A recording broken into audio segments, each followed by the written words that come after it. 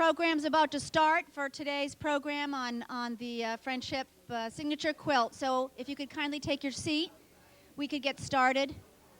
She's right behind me. Great. Betsy Gottberg. Betsy Gottberg. Hello, Betsy. We need to start the program, Betsy.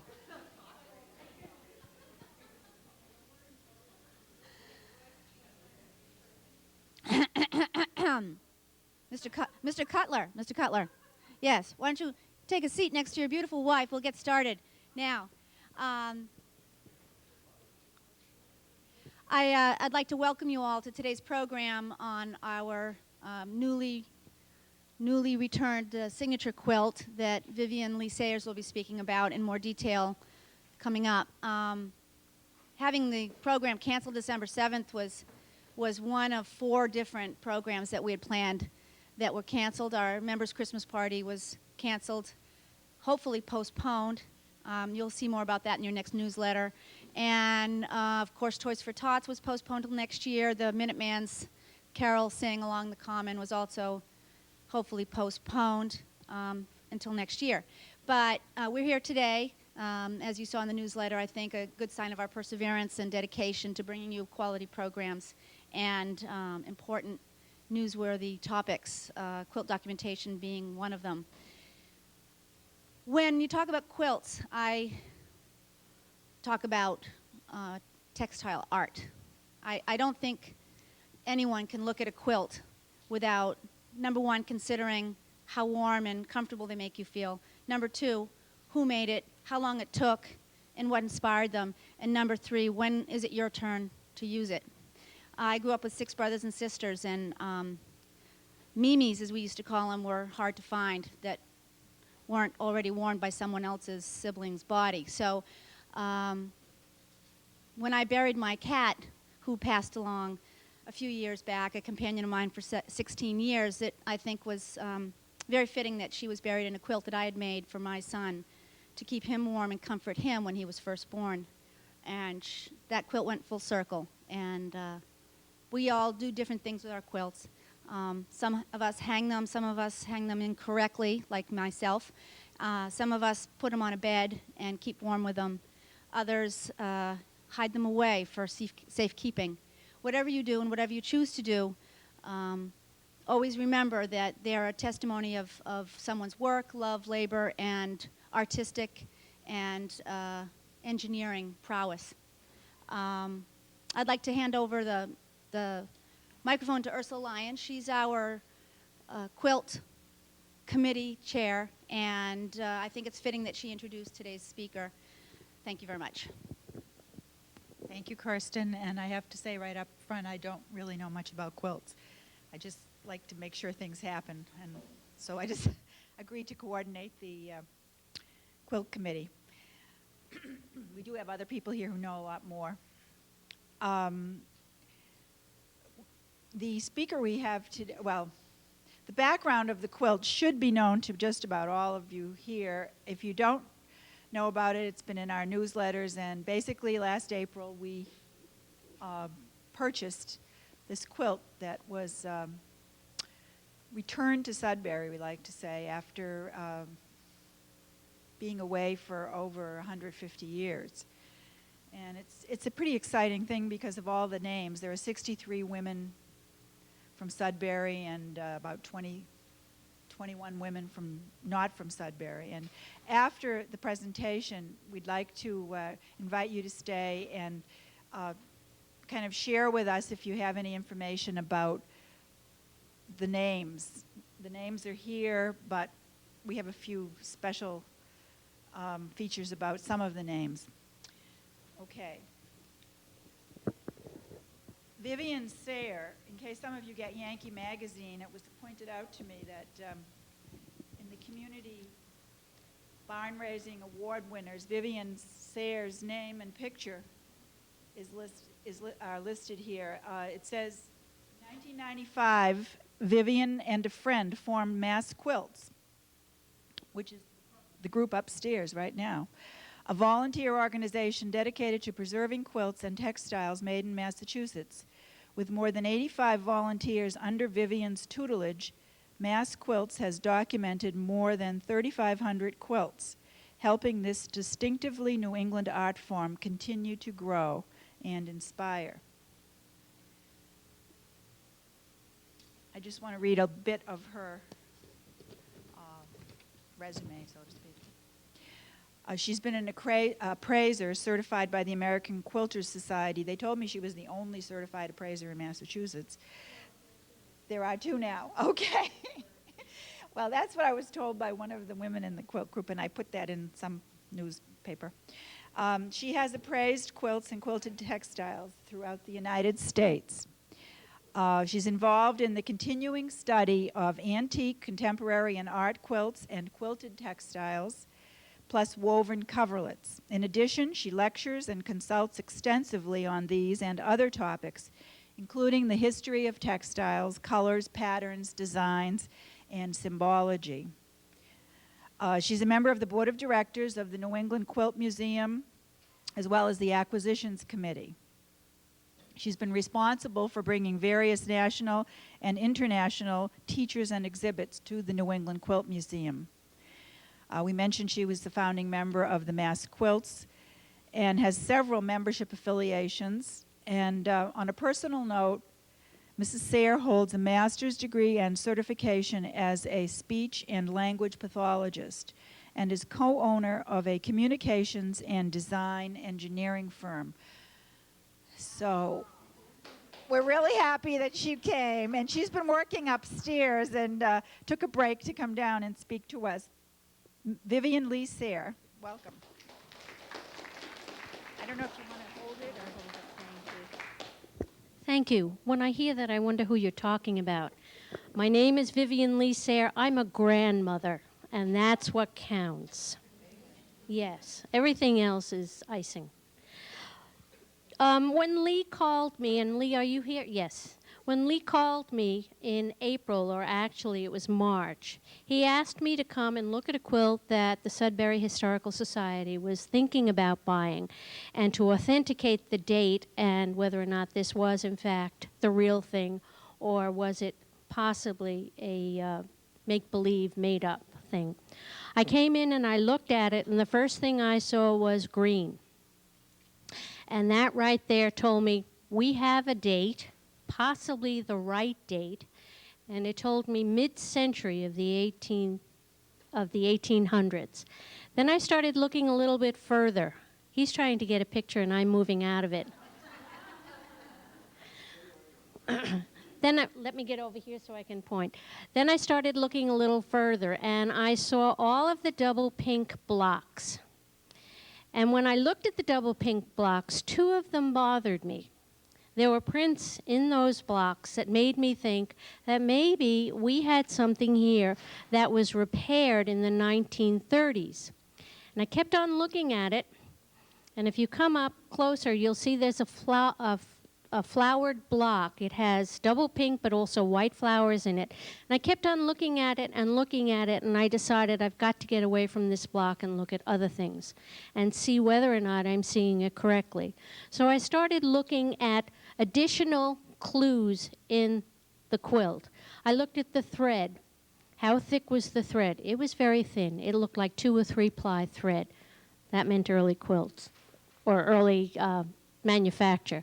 I looked at the double green fabric on the flowers, and that told me that this was a 2-step dye process also used early to mid-century. I looked at the other pink patterns, and there are many different pink fabrics in here, so when you come up to look at that, you will see that there are a number of different patterns, and they all told me mid-century. Then I looked at the style of quilting. I saw a lot of double lines, and I also saw triple and quadruple lines. That told me mid-century. I looked at how it was made. It was done by hand, and how it was finished. That told me mid-century. So I went back to the fabric that I wasn't sure of and said to myself, you haven't seen everything. You're not God. Therefore, this quilt is dated appropriately. Another thing that I looked at before I made my final decision were the inks that we used. There was an early ink in it, and it's right in the center block, Lucinda's ink, if you will, that was made out of ash. And the early ink spread and smeared. That told me right there we had a very early quilt. Then I looked at some of the other inks and signatures. I looked at the style of the signatures, and that told me very early. And then I looked at the stamp that was used, and that also told me early. Then I turned it over, and lo and behold, there were, I think, 21 blocks on the back? Now, if you are a good New Englander and you have more blocks than you need for the front of the quilt, what are you going to do with the rest of the blocks? You're going to put them on the back. You don't waste anything. So that also told me we have not only an early quilt, we have a New England quilt because we were steeped in this tradition you do not waste. Okay, now also we see a lot of quilts with what we call the houndstooth border. That was another indication, and the fact that the border was only on 3 sides. Why waste a border on the top? You're going to put a pillow over it. So you don't waste the fabric to put a border on. And this was very characteristic of that period. So all the clues indicated that, yes, in fact, you had a legitimate quilt here, and yes, in fact, the price was fair, and buy it before the price went up. Now probably, and don't quote me on this, but what you paid for it in today's market would be doubled. Okay? Now, let me tell you a little bit about signature quilts. This was something that became very popular around 1840, and I'm going to refer to my notes because it took me a while to sit down and go through my library to compile all of the different information about signature quilts. This is something that we've always taken for granted when we document or when we appraise, but when you sit down and you look at the absolute subject and you have to dissect the subject, the best thing to do is to go to your books and see what others have said and compile your notes from that, which is what I did. The signature quilt has 2 names. It can be an album quilt or it can be a friendship quilt. Now, an album quilt has, of course, blocks, but each block is different. In other words, a sampler. Or it could be a Baltimore album. Or it could be some sort of different floral block, but each block is a floral, but it's different. In other words, album blocks are all different. A friendship quilt are all the same block. This particular block, I'll read you the different names for it. We have many. When I did the appraisal, the first thing I do with an appraisal when I'm writing it up is I look for information on the name of the block. And the particular name of this block, would you believe, is Snowflake. Very appropriate for New England.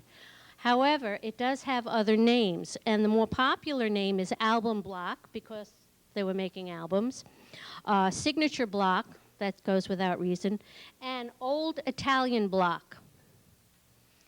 And that basically is what we see a lot of. I wish I could get back here.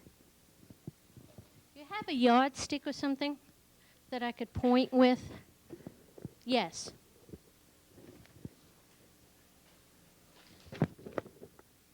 Okay, this'll do. Okay. Now when you look at this, it looks like you have diagonal lines, doesn't it? But this right here is your block. Now what makes the block different is how they treat the corner. The true original album block gets cut off here, and you have a different color triangle in the corner. The old Italian block, and I'd like to know why that's named that, goes all the way to the corner. The fabric goes all the way up, like so. Very different, and I don't know why it's called that, but I find it interesting. But the earliest name for this particular block is Snowflake. So I thought you'd like to know that, seeing as how this is New England. Secondly, we know that the quilt is dated 1850. And the reason we know that is because it's written right on the quilt. Now, you can have a quilt that's dated 1850, and you can have work that's done after that on the quilt. Everything in this quilt says 1850.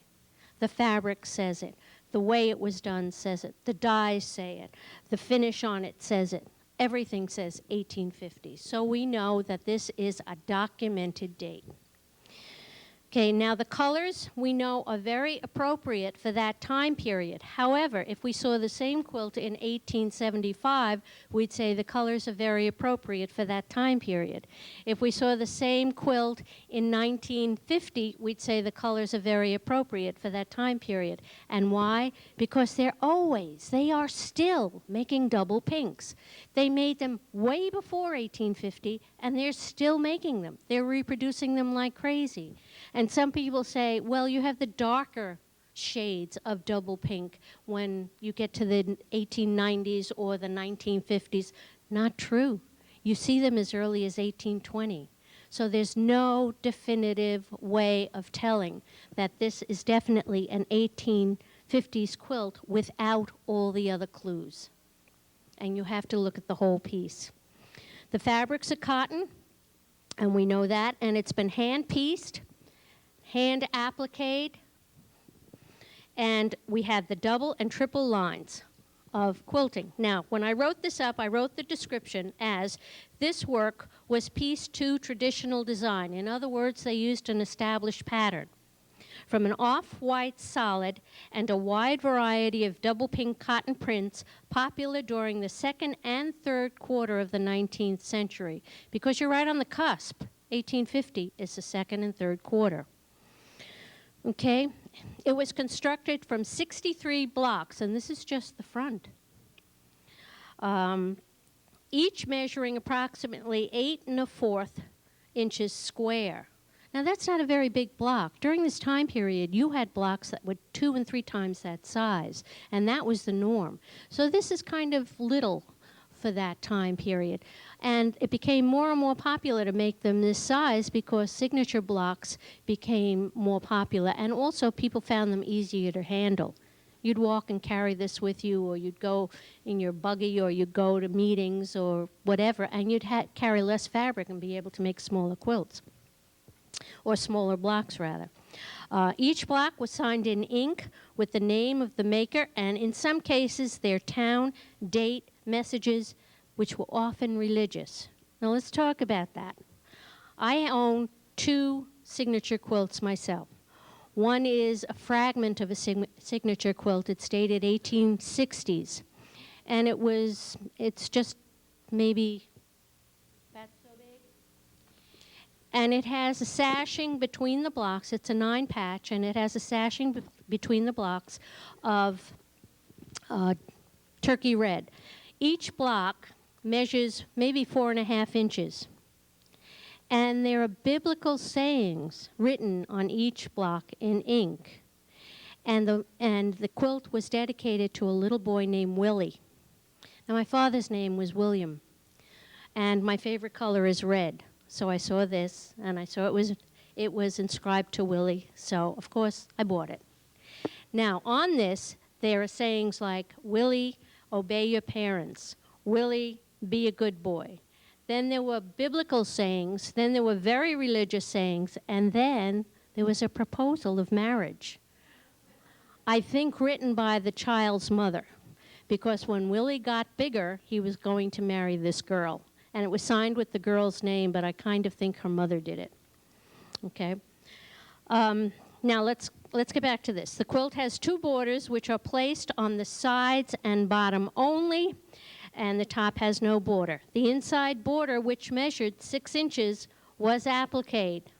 And if you notice, things are not absolutely lined up. They're close, but they're not absolutely lined up. That's okay. That's human nature. Sometimes people say, well, it's not legitimate or it's not very good if it's not lined up. So what? The effort went into it. The background fabric is off-white. The leaves have 6 petals, and I could not identify the leaf itself. I went through what books I had, but I could not identify it, and I tend to think that maybe it's a flower as opposed to a tree, but don't quote me on that, because I'm not, I know mimosas, not mimosas, no, ginkgos. Ginkgos. I know ginkgos, and I know, the eastern seaboard leaves, but I don't recognize that. Okay. The outside border, which was pieced from a sawtooth pattern, was also off-white with another double pink, which you also found in the body of the quilt. So this double pink they had a lot of, because they also had blocks. Again, that's unusual. How many people have that much fabric of one type that they can use? So that the idea of this particular quilt was probably preconceived, and they purchased that much fabric, which was unusual. Usually they use scraps for signature quilts. Okay? Now, I said this work has a subtle impact. It's certainly not strong when you look at it. It is subtle. But if you look at it in your mind's eye, it has a strong impact, not visually. The condition of the quilt, let's look at the backing. I wish when you have a chance, go around and look at the back. The backing contained 21 additional blocks, and they were made the same way as the front, okay? And the edge of this quilt, it didn't have a binding, it didn't have an edging, didn't have fringe, didn't have any of that. It was just put together like a knife. In other words, the back and the front were pieced together and whip stitched. So you just had an edge, like so. Again, another indication of an early quilt. We've seen a lot of them today upstairs. We've seen a lot of 1850 to 1900 quilts today upstairs. And a lot of them, in fact, it wasn't until late morning before we saw one that was not knife-edged finished. Okay, I said that the quilt, or the construction rather, was excellent, and I wonder whether or not the blocks were made by more than one person or just one and put together. And then I went back and I looked at my information, and lo and behold, it was made by Lucinda Brown. I believe it's Brown, but her first name is Lucinda. So she did the construction on it, and it was beautifully done. And then the quilting is very heavy with white thread, and it's strong. The quilt itself, you figure that a quilt that was made in 1850 and traveled, which it had to, would have some damage, but this is a strong quilt. Now we know that it was made in this part of the world. And then it went to Binghamton, New York. And if any of you have ever lived in upstate New York, you know that winters there are worse than winters here. We're talking about second-story snowdrifts. Now that quilt, this quilt made it through that. Possibly the quilt was put away, but I would tend to think that wherever it went, it did experience very cold weather and was used to some degree, but also saved as a keepsake. So the chances are this could have been what they call a Sunday quilt. In other words, it just went out on the bed on Sundays or when there was company. Okay, it was their special quilt. The person who had it was related to Lucinda, and she came from Binghamton, and her name was Mary Thompson Howe. She was a high school teacher from Binghamton. Now, that could mean that she came from any place and settled there with her husband. Who knows? We don't know that. But we do know that the quilt was made in the Eastern Seaboard. Okay, Lucinda Brown was from Sudbury, and Mary Thompson Howe was her great-granddaughter. So it remained in the family. Then, I don't quite know, but I can speculate what might have happened. I tend to think that there must have been some sort of an estate sale, and the quilt was probably bought by a dealer. Dealers tend to go to these things, and they will buy a quilt for almost nothing and sell it for 3 times the price. Buyer beware. And the quilt traveled down to Alabama or Mississippi and was found at a flea market. So I think that it exchanged hands because over time it did become soiled, more so than it would have had it been the so-called Sunday special quilt. And there it was found by the person who brought it here in Mississippi at this flea market. And then, thank God for people who love history, it was offered back to Sudbury, to its roots. Okay? Now, let's talk a little bit more about friendship quilts. As I told you, the fad began around 1840, and 1850 was the heyday. We've got it right here. Okay, where did it begin? Generally in the mid-Atlantic states, and then it moved up the eastern seaboard, and about 1845, it became very prominent in New England. You see a lot of it in New York, you see a lot of it in New England. I saw a lot of it in upstate New York, even before I knew anything about quilting, even before I began quilting. When I lived in upstate New York, I saw a lot of signature quilts and album quilts. The rest of the country followed suit later, but the fad generally died down after the 1850s, but it has not gone away. It has still continued. In fact, Mass Quilts is doing a signature quilt upstairs for the project, and what we do, instead of doing pen and ink, we embroider the names on the quilt. And there were many different ways of doing these signature quilts. Pen and ink. And there was a controversy about whether or not to use a pen. We're talking about the nubbed, the steel pens, or to use a quill. There were purists who insisted that the quill was appropriate, and there were others who said that the pen point was more appropriate because it gave you a finer line. So the manufacturers, being on the ball, decided they were going to do the best of both worlds, and they put a stub or a steel tip on the quill and sold it that way. Okay. We also had stamps, and right in the middle, Lucinda used a stamp. The stamps were carved for people. There were people who specifically made these stamps, and then there'd be room in the middle for someone to sign their name. Very often, they were signed by the individuals, but more than not, they were signed by somebody who had a better signature. You could have people make a friendship quilt, and one person would make all the blocks and then offer them around, and everybody would sign it. Or everybody would make a block and sign their own block. Or everybody would make a block and one person would sign it. You had so many variations on the theme. You also had people who wrote their names and then someone would come along and embroider over it. Or they would do it themselves. They do it either in a minute cross stitch, or they do it in a running stitch. Now, if you see a sampler quilt with embroidered names on it, and it's a cross stitch, generally it predates the 1840s. Okay, 1840s seem to be hot for ink. And then afterwards, the running stitch seemed to be popular, especially for crazy quilts. Are you familiar with crazy quilts? Just go upstairs, you'll see a lot of them. Okay. Somebody question? No. Okay. What was the reason? Well, remembrance. I'm going west. I want to remember my family. So people would get together and they'd make a quilt and they'd sign it and give it to the person who was leaving. I can't imagine having something with people's signatures in it and not crying. When I was first married, I went from New York City to Rome, New York. My husband was in the Air Force. Has anybody ever gone to Rome, New York here? It was a culture shock. Were you in the Air Force? What? I went from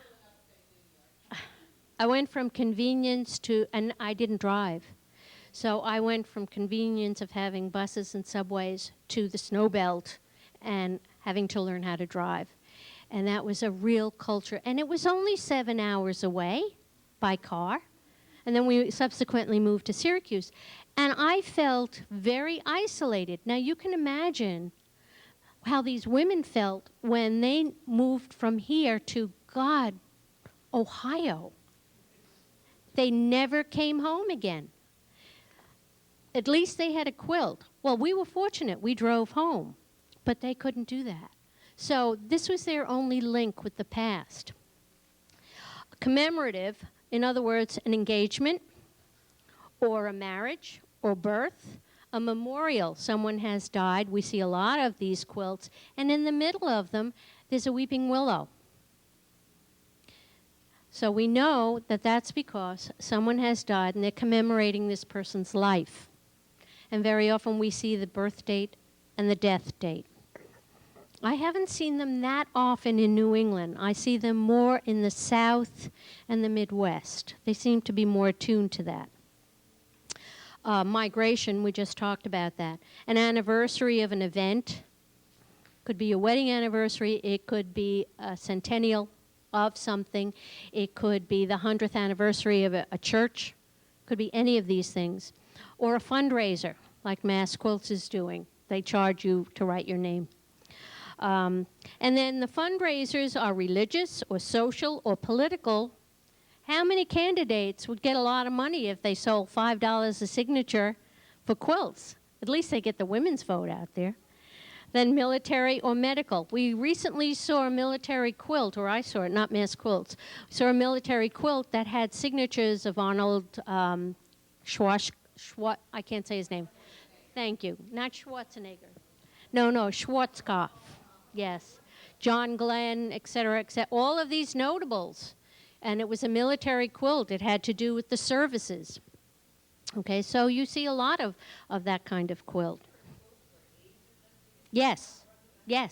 And what do? They write the name of the person that died of AIDS plus the history of that person and whatever sayings that they want to put on it. It's very heart-wrenching. I appraised a quilt a couple of years ago that was made for a man who was in the Civil War.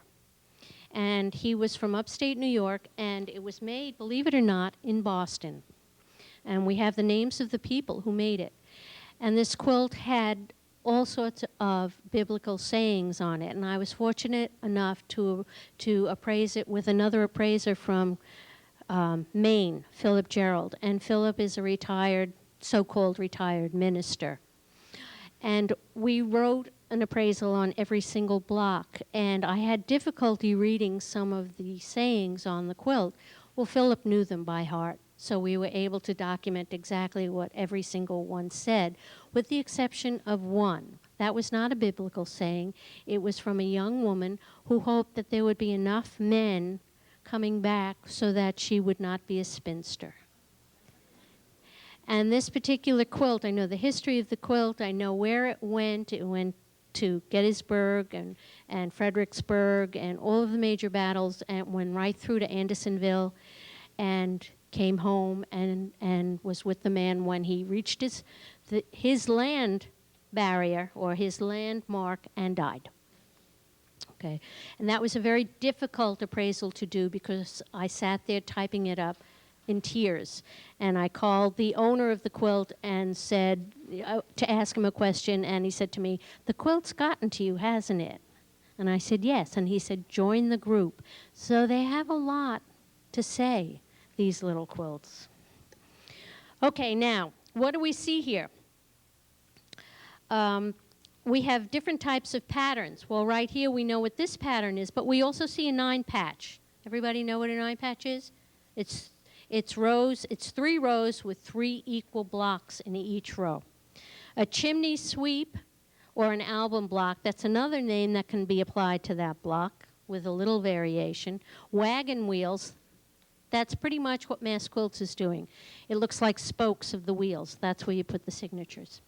And very often in the 1920s and 30s, they did the embroidery of these signatures, these spokes, in red. So you had red work signature quilts. Okay? Mariner's compasses, you see them on every map. All the points had signatures in them, or the center of the block had signatures. I have wagon wheels twice. Applique florals. You very often had a quilt that had this beautiful flower on it, and right underneath the flower would be the person's name, or in the center. It could be a daisy with a blank center, and generally it was a very light color. It would have to be a light color, and people would sign that. You saw a lot of that coming out of Baltimore, the Baltimore era, Baltimore album era, okay? And et cetera. You name it. You made anything you wanted. If you wanted to sign it, you signed it. And you see that in all of these particular quilts. Now, Let me go on one more page. I want you to know that my dog helped me do the research on this. She chewed the books while I read them. Who were they made for? Well, we know they were made for friends and relatives, departing ministers.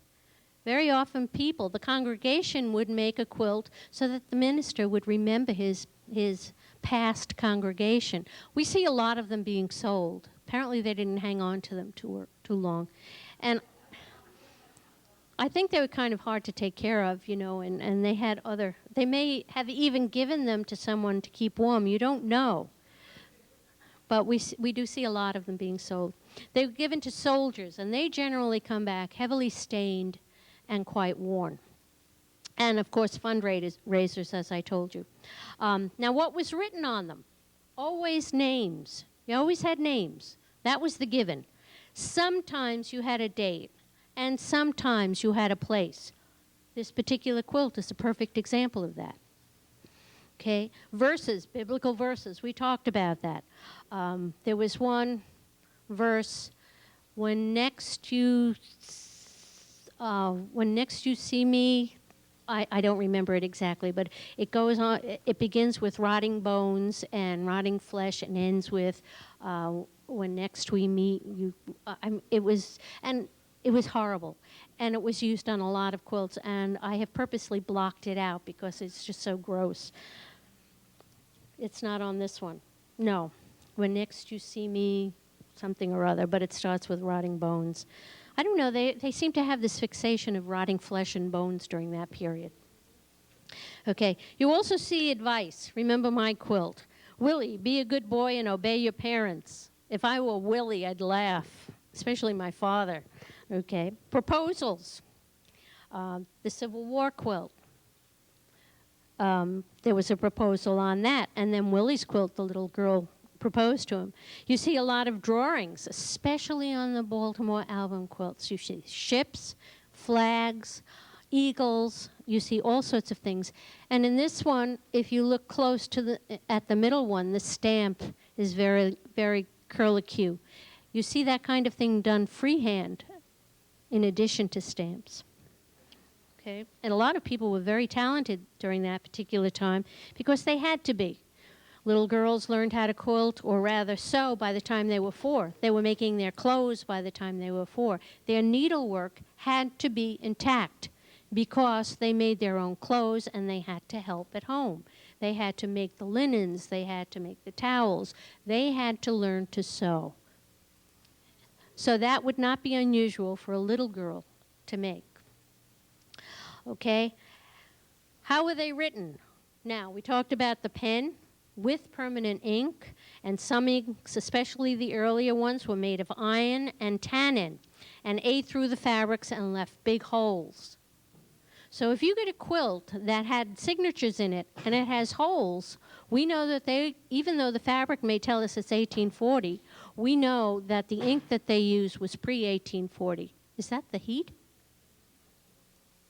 That's a big mouse. Okay. And then the inks that were made 1840 and later were made from, that's the ghost, were made from nitrate or silver preparations and did not eat through the fabric.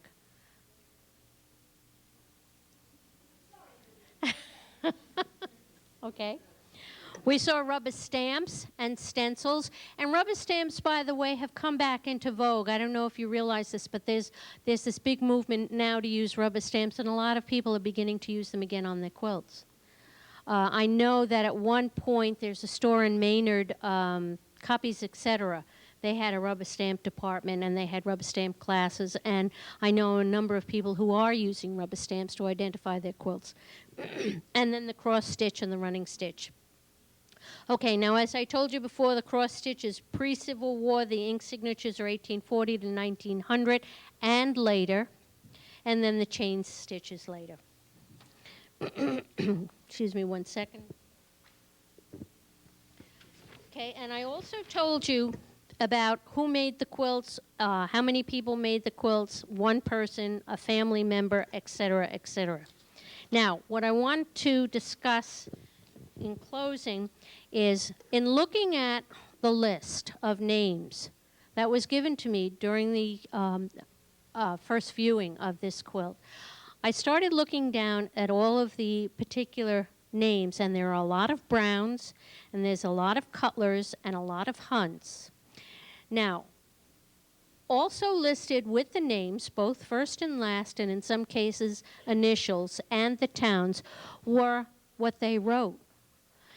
And I noticed that some families, almost every single member, wrote something, and it tended to be religious, whereas other families wrote nothing. So either they didn't know to write something, or they did not believe in talking publicly about their religion. Now, the Hunt family, there are 1, 2, 3, 4, 5, 6, 7, 8, 9, 10, 11. 11 Hunts, and the majority of them wrote lengthy religious sayings, with the exception of friendship and love. Friendship, love is fulfilling of the love, okay? Draw nigh to God, and he will draw nigh to you. And then they put where they got it from. June 14th, 1850. Another one is God is love. And then this one that I particularly like, Lucinda Hinckley, age 7, remember me. Okay? Then you go to the rest of them, and there were a couple that I pointed out. Hannah Kidder, age 70 that is, 1850. So this woman was in her 70s when she did this quilt. Another one is Little Mary, and that's called Little Mary Square. Okay, so you had mothers doing them. There are quilts that I've seen that I have Mrs. Brown, Mr. Brown, Joan Brown, Don Brown, the whole Brown family, and it's all in the same hand. So somebody in that family wrote it. Okay, and it would be very interesting when you have the time to look at this quilt, and if you do look at it, put gloves on, please, and see whether or not all of the signatures are done by the same hand, or were they done by different hands. They are. More than 2 individual ones. Hallelujah. So it was made by one person, and many people signed it, even the people in that family. That's great. You have an unusual quilt here. Okay. Basically, where everybody came from. You have a lot from Sudbury. You have one from Lancaster. You also have Watertown in Boston. Now, were all these people related? How did they find out about this? So when you start doing the genealogical research on this, you're probably going to find out that there was some connection as far as relation is concerned. All of the names are Anglo, so therefore there's a very good chance that they were all related.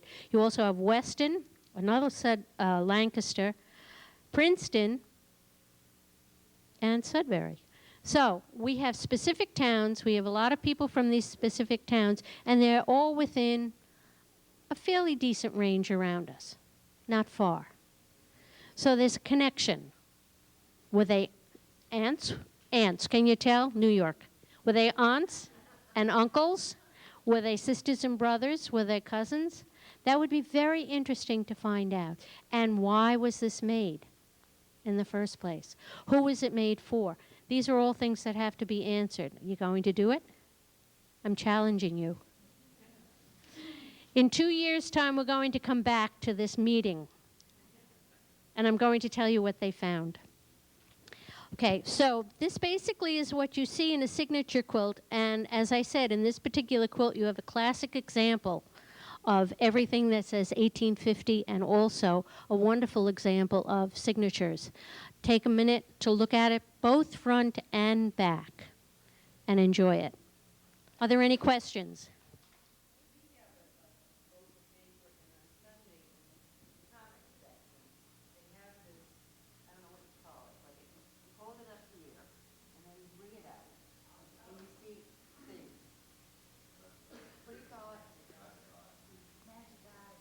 Anyway, when I first looked at this one, Mm-hmm. X, X, X, X, Mm-hmm. X. And then I sit here and I see these diamonds. Mm-hmm. That's called secondary pattern. We did a documentation just before I came down here. That was a red and white quilt, and we couldn't work the pattern. We looked at it hanging up. We looked at it laying down, and several of us were hanging over this quilt trying to find the actual pattern. We could see individual blocks that made patterns, but we had to look at the overall block pattern. In other words, there were 4 blocks in one that contained one patch, okay, or 4 patches that contained one block. We finally did it by holding our arms like so. You see, sometimes it is so hard to see the actual pattern. But in this particular piece, as I said, it looks like diagonals, but this is your block. Now you see a secondary pattern of a diamond. You see? You also see another pattern of just the lights, the light colors. You can let your eyes play with this. And that's why quilts are so interesting, because you can have what you think is a simple pattern, and there are all of these secondary and third patterns. There's one block called a baby's block, and it's made of diamond shapes, but when 3 of those diamonds are put together, it's a hexagon. So when, depending on what fabric they used, you see either this hexagon block, or if you continue looking at it, you see an 8-pointed star. It's just the way it plays with your eyes. Many, many quilts have secondary and third patterns. And it's just what it does to your eyes. Yeah. Yep.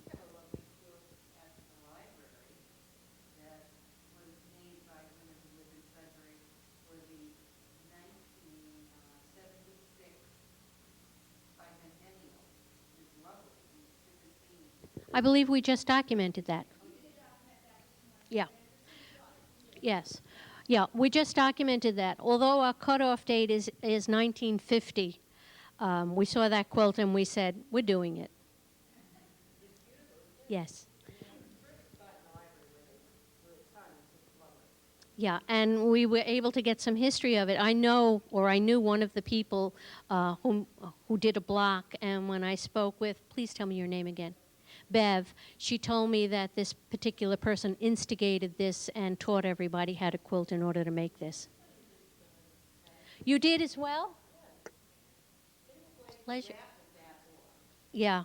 And you didn't. And they didn't because it wasn't that frequently. Yes. Somebody out of the area, yeah. A lot of quilts have been lost because what happens is someone will get one of these quilts, not know what to do with it, and the next thing you know, it's under a car where while they're changing the oil. Any other questions? Yes.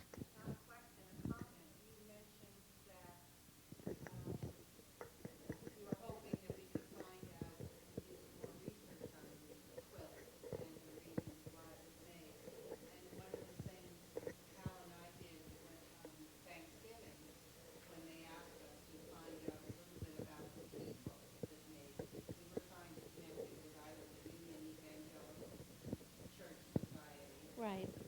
Sort of a aftermath of the breakup of the Congregational Church and the schism. And we found a lot of connections to that, but not. Specifically, I was able to get from records of the Union Evangelical Society 51 names of men primarily who were officers and prominent in the organization of the church in 1848 to 1850. And I compared those to the names on the quilt, and I only came up with 5 matches of wives with husbands or water and so on. And then we did the family connection. But the conclusion we drew from that was the Union Evangelical Society was not a common thread. There, right. That wasn't enough to be a common thread. Right. So then you did the family. Family aspect. Cutlers go down the round. You're a cutler. The cutlers. Okay. Cows are all related, but the pitters and some of that crowd are not related unless they're related And that's what you have to consider. Were they related by marriage? Maybe a daughter's husband or a granddaughter's husband. Yeah. I've given you 2 years. You look at birth records, you look at death records, you look at church records. Yeah. Right. Another thing you can do in your local paper, you can advertise. You can tell people that you're trying to find connections with and list the names of the people, and you'd be surprised. You're either going to get absolutely nothing or you're going to get more than you can handle. But it's always a way. I mean, why not? And church bulletins, if you know this is connected with a church, post something on the church bulletin board. Yes, absolutely. Historical societies have a lot of records, but your best records, believe it or not, are your death records. Yes. Did you have a comment?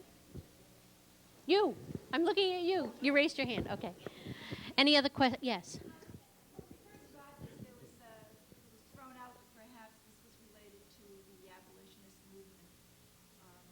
And I did read that quilts were put out in front of houses to signal an underground. Oh, please don't worry about it. Right. No. There is a book that has been published called The Hidden in Plain View. The book was written as hearsay. It has not been accepted as hearsay. The poor authors have been crucified. When they wrote this book, they said, this is what was presented to us from a certain person. It does not mean that it's fact. It's hearsay. What we hear about the Underground Railroad is verbal. There is no written documentation that we can point to, authentic written documentation that we can point to. All of the history of the Underground Railroad comes to us verbally, and when you hear centers of log cabin quilts, if they're red, that means that you can go to the house. If they're black, that means something else. If they're white, that means something else. Or if such and such a quilt hangs on a line, it's not true unless you have the absolute authentic information, and we don't have it.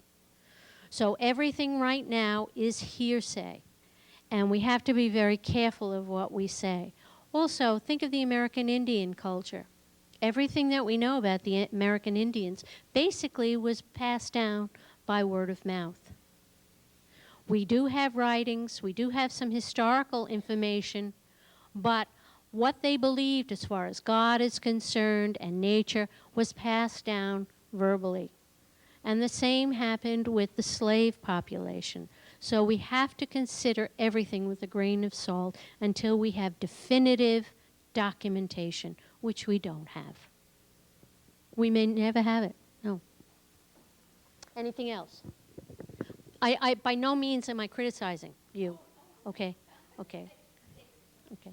Thank you very much, and prepare for the snow tomorrow.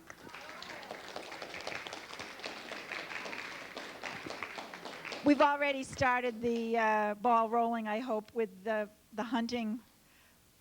I was impressed with the Hunt family, so I wrote a little thing in the newsletter, Hunting for the Hunt family. But certainly the Cutlers and the Browns are right behind. And please make use of some of the material that we have just received from Ellen Richardson Gluick. And you're welcome to make an appointment to come and do some checking and look at records. And I want to thank Winnie Grinnell, who brought me to the library and showed me the archives. And we looked up the 1855 Mass State Census, and I did find a few of the signers and found out about how old they were. So I'm really excited about this. I just wish I had time to continue. So if anybody here would like to, please call the society. Lee Swanson's available, I shouldn't say most afternoons, but by appointment would be better.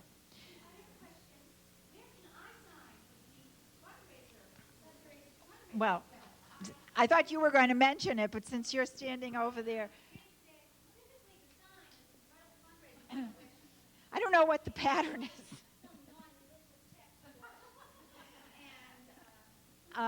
We we have what's now the 2004 Friendship Quilt, and thanks to Mary Ellen Hoover and Nancy Summers and Ginny Mainpa and the rest of the quilt committee who do know about quilts, not me. Mary Ellen especially set up this to show you. We have an opportunity for you to put your name, your family's name in perpetuity here. And basically, for $25, you get what's called a square. It's really a rectangle. And for $100, you get 4 squares, which is considered a block. I want a block. However, you can put up to 3 lines on the square. If you want to just contribute anything less than $25, you may sign what we call the border. And we have quite a few signatures on that already. So after the meeting, have some refreshments and think about buying a square or signing. And Nancy will be here to help you. Thanks. Okay. Enjoy the refreshments. It's hot mulled cider, if you like. Mix in a little of the cold cider, and then it'll be perfect to taste. I'm sorry. Poor Lee. Lee has all kinds of information. The abolitionist connection is that it still looks like there is an abolition connection and the Republican Party connection here in Sudbury. Because of Hannah Kidder, her husband had in the second floor of the Kidder shoe shop, which is the building right at the where Concord Road stops on Route 20, the building directly in front of you. That is where the Republican Party started. That's where the Abolitionist Party met, abolitionist people met. So that connection is the strongest connection so far. And the Hunts were abolitionist. There is a lot of documentation that they were abolitionists and they were actually part of the Underground Railroad. But the Moores, George F. Moore, that we bought his papers back a number of years ago, who served in the Civil War, there's also a relationship with the Moores because a lot of the Moores signed. And we have his papers, those papers need to be gone through, even though they're about 10, 12 years later, to see if they mention anything about the abolitionist movement or making a quilt. So there's so much research, as Vivian says, that needs to be done. But I just want to do one thing. These people signed their names, and I'd like to have them read. I'll read. Okay. The people that signed this quilt in 1850. We're going to remember Their names, yes. Okay, the names have not been read since, if ever. Abby Ann Albin. Abby S. Arnold. Lucy Bogle. Alida I. Bogle. Nancy Bogle. E.D. Ballard. Lucy Ann Ballard. Sarah B. Botel. Nancy Boyle. Lucretia Brigham. Sarah S. Brooke. Abby Brown. Abigail R. Brown. Alyssa Brown. Alyssa F. Brown. Julia A. Brown. Lucinda B. Brown, the maker of the quilt. Lucy T. Brown, the mother of the maker of the quilt. Sally Brown. Susan Brown. Mary Elvira Kotz. Carolyn M. Cutler. Carolyn E. Cutler. Yep. Emily. I'm sorry. Emily. Emily Cutler. Mary J. Cutler. Rebecca M. Cutler. Sarah A. Cutler. Elmira Cutter. Now, Elmira Cutter was the housekeeper to Hannah Kidder, known as Myra, and there's a wonderful story about her, which 2 years from now we'll be reading. I'm glad you gave us 2 years. Yes. Lucy Cutter, And Carolyn Cutter, H.B. Fisher, Sarah H. Goodnow, Mrs. Nathan C. Haynes, Susan H. Hayes, Althea M. Howe, Alice H. Hunt, Angeline V. Hunt, Caroline E. Hunt, Clara F. Hunt, Elizabeth Hunt, Ellen L. Hunt, Harriet A. Hunt, Lucy Hunt, Lucinda J. Hunt, Lucy R. Hunt, Lucinda Hinckley Hunt, Mrs. Sewell Hunt with an E, Mary S. Hurlbut, daughter of Reverend Rufus Hurlbut, of the Hurlbut House down Right. on Concord Road, Mary F. Johnson, and Hannah H. Kidder, and M. Kidder, daughter of Hannah, Mrs. A. F. Larkin, Elizabeth Moore, aunt of George F. Moore, Martha Moore, Nancy P. Moore, and Nancy P. Moore, I guess the same person? well, they're different handwritings, and Okay. they're the aunts of George F. Moore, All right. Polly Moore, Sally H. Moore, and Polly Moore was the grandmother of George F. Moore, Nancy Jane Mossman, Abby Parmenter, Carolyn E. Perry, Lucy M. Perry, Nancy M. Palm, Alyssa Richardson Mary B. Richardson, from Boston, Emily M. Rogers, Mary Smith, Susan H. Smith, Mrs. Smith, Sarah M. Stone, Boys H. Tainters. Now, that's a Marlborough name to be looked up. But Emmeline L. Thompson, Emily Thompson, who gave the Congregational Church a bequest in 1881. Betsy P.W., Adeline Wheeler, Henrietta Wheeler, Mary Wheeler, Mitty L. Wheeler, Mrs. L. Wheeler, L. H. Whittemore, Lucy M. Willis, Mary F. Young, Alice, Little Mary, and Emily C. Jones. Thank you.